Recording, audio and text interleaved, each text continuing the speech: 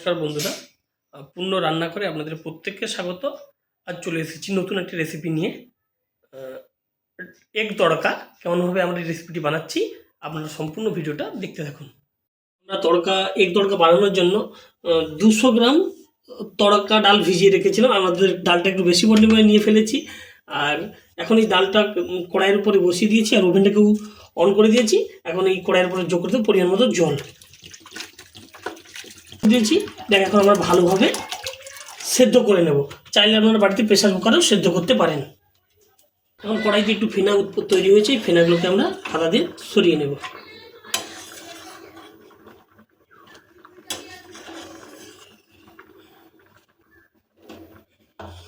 ফেনাগুলো তুলে নিয়েছি। এভাবে কড়াইটাকে সম্পূর্ণ সেদ্ধ হওয়া না পর্যন্ত আমরা কড়াইতে এভাবে রেখে দেব।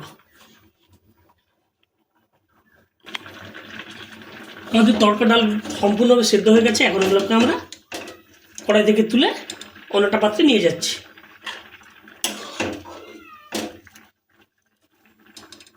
এইভাবে আমরা সমস্ত ডালগুলোকে কড়াই থেকে তুলে নেব।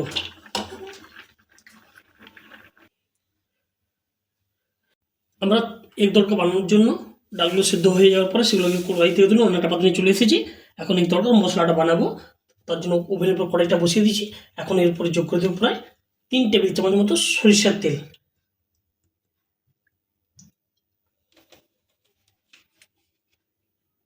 সরষের তেল যোগ করে দিয়েছি। এখন এরপরে আমরা যোগ করছি গোটা গরম মশলা,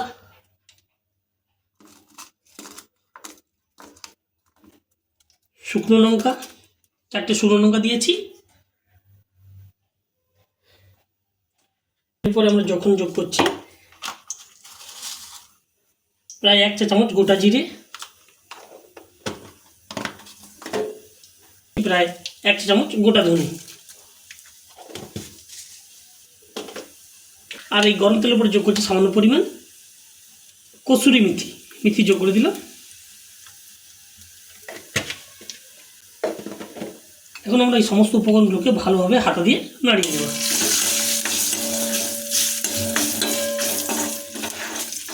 প্রায় আমরা মিনিট খানেক ধরে ভালোভাবে লো ফ্লেমে নাড়িয়ে নেব। এখন আমরা কড়াইতে যোগ করে দেব 100 গ্রাম পরিমাণ পেঁয়াজ কুচি,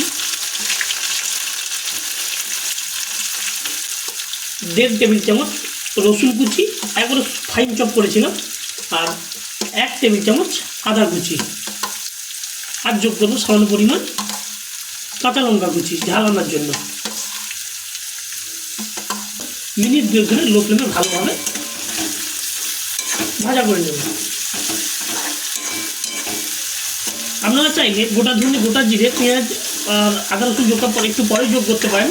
সেক্ষেত্রে আপনাদেরকে কড়াইয়ের মধ্যভাগে গোটা ধনে, গোটা জিরেকে ফেলতে হবে, তা নাহলে ভাজা হবে না। এটাকে আমরা এখন মিনিট এইভাবে ভাজা করতে থাকবো লো ফ্লেমে। এখন আমরা এর উপরে যোগ করে দেবো প্রায় 2 চা চামচ পরিমাণ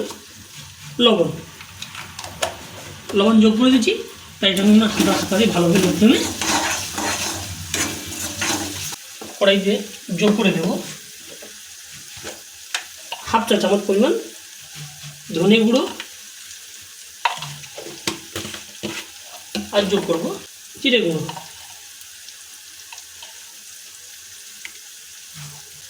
জিরে গুঁড়ো, ধনে গুঁড়ো যোগ করেছি। এটাকে আমরা আরও মিনিট 20 ধরে লো ফ্লেমে এভাবে কষতে থাকবো।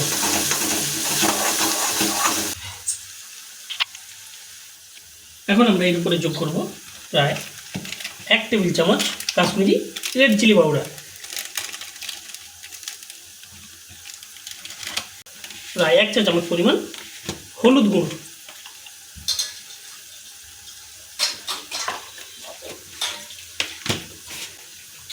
লঙ্কা গুঁড়ো, হলুদ গুঁড়ো যোগ করেছি। এটাকে আমরা হাতে ভালোভাবে লো ফ্লেমে নাড়িয়ে নেব।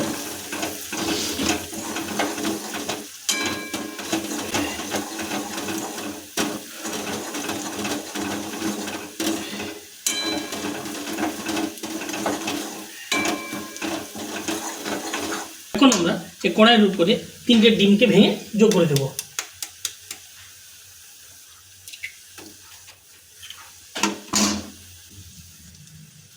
ডিমটি 3টা ভেঙে আমরা যোগ করে দিচ্ছি। তাই এখন এটাকে আমরা ভালোভাবে হাতা দিয়ে প্রায় মিনিট 5 ধরে ভালোভাবে নাড়িয়ে নেব।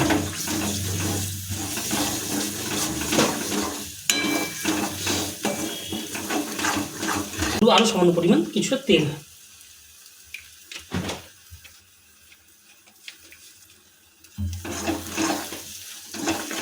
সামান্য পরিমাণ ধনেপাতা কুচি, আর কিছুটা আমরা ধনেপাতা লাগিয়ে রেখেছি, সেটা তরকাটা সম্পূর্ণভাবে হয়ে যাওয়ার পরে আমরা উপর থেকে ফিনিশ করব।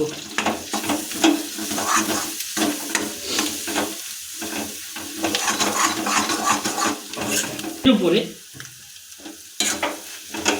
সম্পূর্ণভাবে সেদ্ধ করা তরকা ডালটা যোগ করে দেব।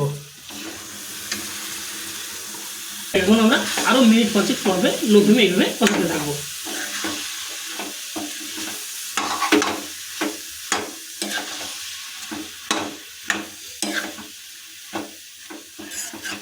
এখন আমরা কড়াইয়ের উপর যোগ করবো খুব সামান্য পরিমাণ জল।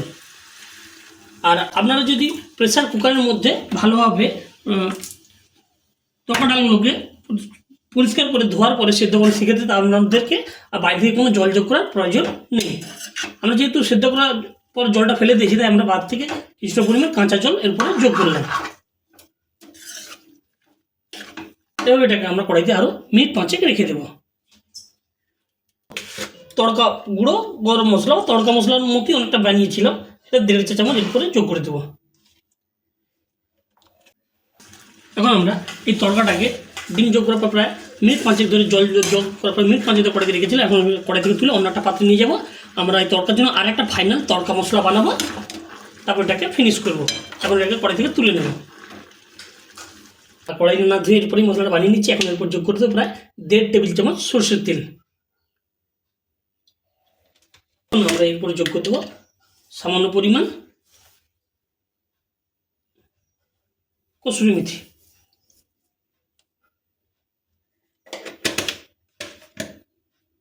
Kashmiri red chilli powder, half চা চামচ পরিমাণ গোটা জিরে,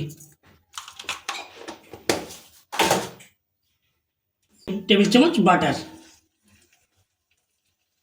যোগ করে দিচ্ছি। এটাকে ভালোভাবে এখন কড়াইতে নাড়িয়ে দেবো। তরকারিটা হয়ে যাওয়ার পর যে পাত্রে দিয়েছে সেটা এরপরে যোগ করে দেবো।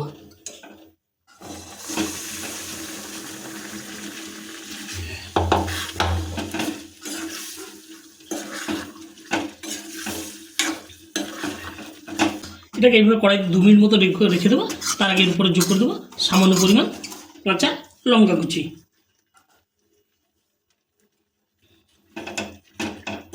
আর এর উপরে আমরা এখন যোগ করেছি সামান্য পরিমাণ টমেটো কুচি। একবারে আমি কিন্তু এখানে টমেটো কুচিটা মশলা কষানোর সময় না দিয়ে একবার ফাইন চপ করে শেষে যাতে ফিনিশ করলাম। এটাকে আমরা এইভাবে কড়াইতে 1 মিনিট মতো রেখে দেবো। তারপরে কড়াই থেকে তুলে অন্য একটা পাত্রে নিয়ে যাবো।